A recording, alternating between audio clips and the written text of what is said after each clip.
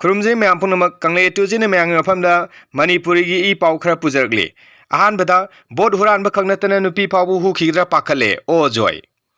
BJP ना हुदब करीबु लेबगे constitution सु हुरान करे बोट हुरान बखंगनतना नुपी पाउ हुरान खीद्रा पाखले हाइना ओक्रम जॉइन ngasi फोंदोखरे इम्फाल की city convention centre the boat चोर गड्डी चोर हाइबा थिंगी मखादा एमपीसी सिना सिंदुना पांथोब रैली अमद वांगांगलोना ओजोइन हाइकी मतम अमद नोंथोंग बिरेन चीफ मिनिस्टर ओरिंगेदा मणिपुर सना लेबाक ओहनगनी हाइकी अदु हौजिति कु लेबाक ओइरे बीजेपी की एमएलए कुंठाइथोय माई पाकी मखोई सना कुंठाइथोय अदुबु सगपर लुपा एमएलए खरसु यावसिनख्रे मखोई खरा अदुगी लेंगा अदुना निंगासी अखोइना खुन ताकलिबसे सना लुपा मयामदुना ngakpadagi नत्रा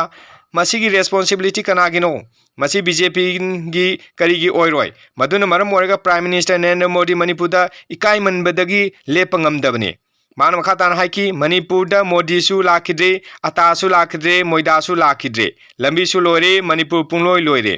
एमपीसीसी की प्रेसिडेंट के मेघाचंद्रन थोरमदुदा हाइकी बीजेपी ने election commission of India central bureau of investigation अमदी नेशनल इन्वेस्टिगेशन एजेंसी न चिंबा सेंट्रल एजेंसी कयाबु पॉलिटिकल की खुलाई ओइना सिजनरे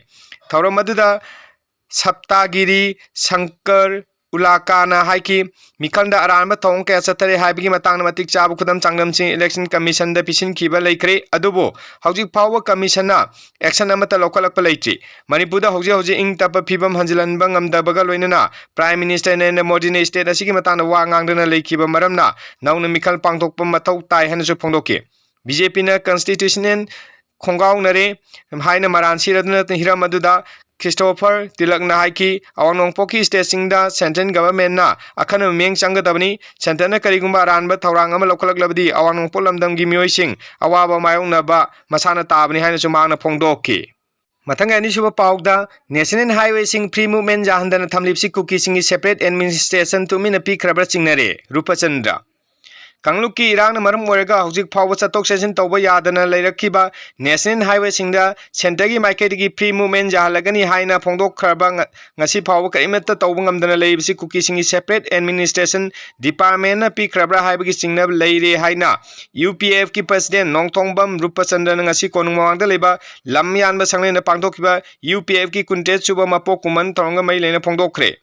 मान मखातान हाइकिबदा यूपीएफ ना हेक साफोंगलकपदगी ngasi फाव तोंगा तोंगा मिसिंगी लमसिंगदा सत्तुना आइडिया ऑफ मणिपुर की वाखलोंदा येलो मिसिंग नुंसी साना लेमिनना बोहनदुना लेरिङै मरक असिदा लोन यादब मपाने चंगलप मिटोपसिंगना मणिपुर थुगाइनो होनरकपा अमसुंग अरानब युमफम यावदब रिपोर्ट अमा PUCL ना फोंगलकपसि यूपीएफ ना अकन मोंगदा कंडेम तौई यूपीएफ ना पामजबदी हौजिक हौजिक तोंगान तोंगान रिलीफ कैंप सिंगदा लेरिबा आईडीपी सिंग असि अथुबदा मयु मयुमदा हंजलनबनी मणिपुर ना इंडिया दा पुलुबगी फंगफम थोकपा हकसिंग चपचाना फंगंदुना आइडिया ऑफ मणिपुर की वाखलोंदा खुंदामिनरिबा येलो मी कांगलुप प्रूफ सिंग नुंसी साना लेमिनसी यूपीएफ की अपामनी हाइकी पनबियादी ngasi की थोरमदुदा निपको की बाई प्रेसिडेंट बीरेंद्र सिंगाखम मपी काउंसिल की प्रेसिडेंट केसी रोमियो यूसीएन की प्रेसिडेंट वाईके धीरेन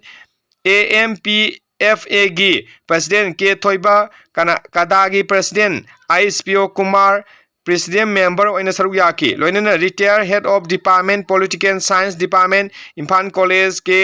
सेठजिन रिसोर्स पर्सन ओइना सरुक याकी ngasi की थौरम अदुदा इरेबा इरमदंग विरंगता थवाइना पोंता पिखरबा थौबसिंग मफम मिनिट अनि तुमिना लेप्तुनि काय खुमनबा उठकी मथंगी पाउदा मियोइबना मतौ क्रमना सुसाइड तौनो सिबि याई हाइना AI सेट बोट ता हंगबो हंगदा पाखुम पिरक्तना तुमिना लेखिबदा कंगनखरे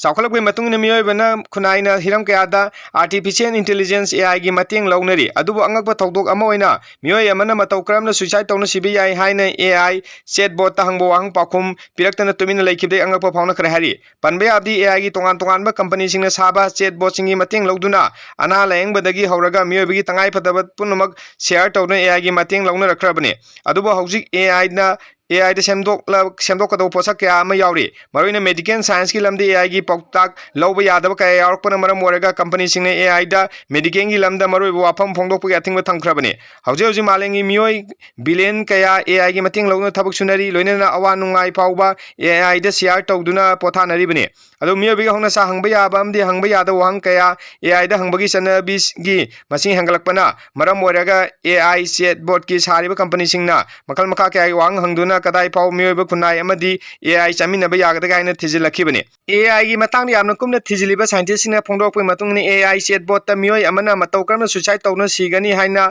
वाहंग हंगनरे हाइबा पाउ फंगबदगी थिजिन हुमजिलिबा सिंगना AI दा मियोइ अमना मतौ करमना मियोइ